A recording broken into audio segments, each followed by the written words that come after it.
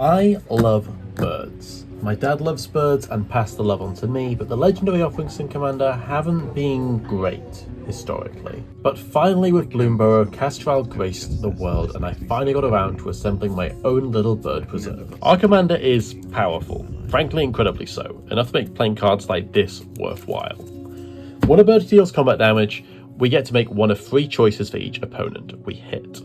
The first is to reanimate a bird with a finality counter. Probably the least useful option on the curve, but it can be crucial later on while giving more expensive birds an extra lease of life in the deck. However, our most common option will be simply drawing a card, meaning we can skimp a card advantage in the rest of the deck a little so long as our birds can get in. However, the most notable ability is that to put a counter on each bird that we control. Ideally, we'd like to curve out to have 3 birds ready to attack turn 4 or 5 when our commander comes out, which can turn the average 1/1 bird into a 4/4 threat ready to kill people in quick fashion. However, that's just it. Most birds don't hold a candle to anything else in your commander's game without the commander. And without the commander, the deck is a strew of embarrassing 1/1s that do little else. This means protecting our commander is important. More important than I like it to be in the commander deck really, but hey, we're building a bird deck, we can't expect to have it easy.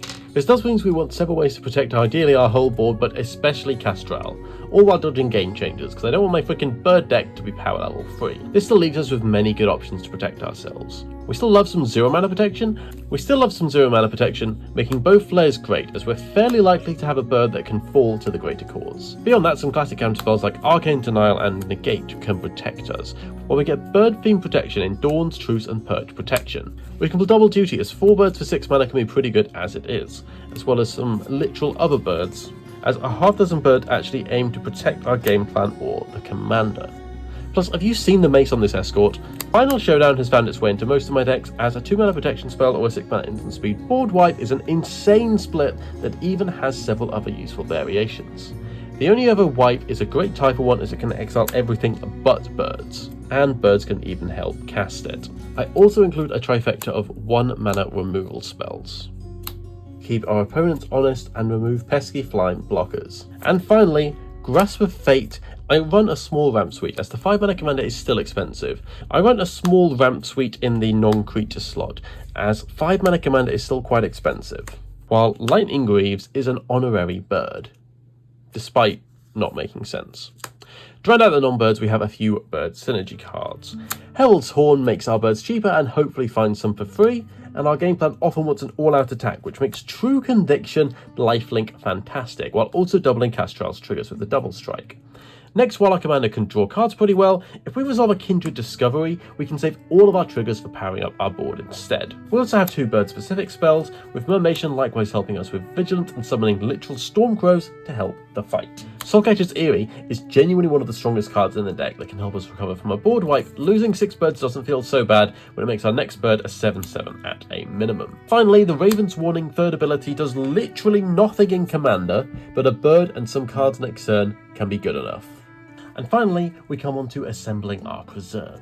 Every creature in the deck is a bird, no exceptions as this is a theme deck. Every creature in the deck is a bird, no exceptions as this is a themed deck. As much as a Spark double copying our commander would be very strong, it's out.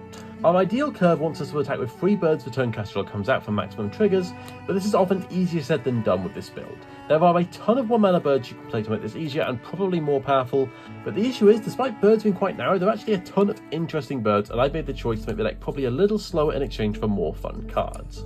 We do still have some 1 mana birds to start us off though. The most exciting is Mockingbird, which we will happily play turn 1, but ideally later in the game to copy something to make a properly unique bird. Beyond that, Healer's Hawk's lifelink is very much appreciated and justifies its existence in keeping us alive, while Miner's Guidewing is basically here for vigilance. Artificer's Assistant can draw us into action with Scries, as this deck stops us from finding anything to do if our commander can't stick around, so this helps. And finally, Harrier Strix helps us along this line, giving us the ability to loot if we find ourselves with nothing else to do, as well as taking out a blocker later in the game if we cast it. As we move on to our 2 mana birds, things get a lot more interesting. We already get powerful birds with Watcher, Familiar, and Hawk all granting us ramp. We get 2 more Familiars in some easy card draw and SEO granting a massive ward free to our commander. Uriel Scryfree is a lot, and Seru plus Spire Owl can do a decent job in fixing our deck towards gas. Strix Lookout does a worse job of this, but again, Vigilance is actually very good at keeping us alive as our birds grow. Gluttonous Crane isn't the best as our artifact count is pretty low, but even the 1 in 4 chance of a card is good enough, even if to this day I've yet to see an artifact with it. Thrumming Bird makes our counters grow all the faster thanks to a proliferate each turn, and I left the most iconic for last. Ledger Shredder is one of the best birds printed in recent years, and in a 4-player game can grow pretty quickly while fixing our draws. However, 3 mana is where things get really fun. I know I could cut Keeper and Lieutenant if I wanted to make the deck stronger, as 2 1-mana birds would probably work better and most of the time be exactly the same, but the niche cases where these effects are strong is worth keeping in the deck.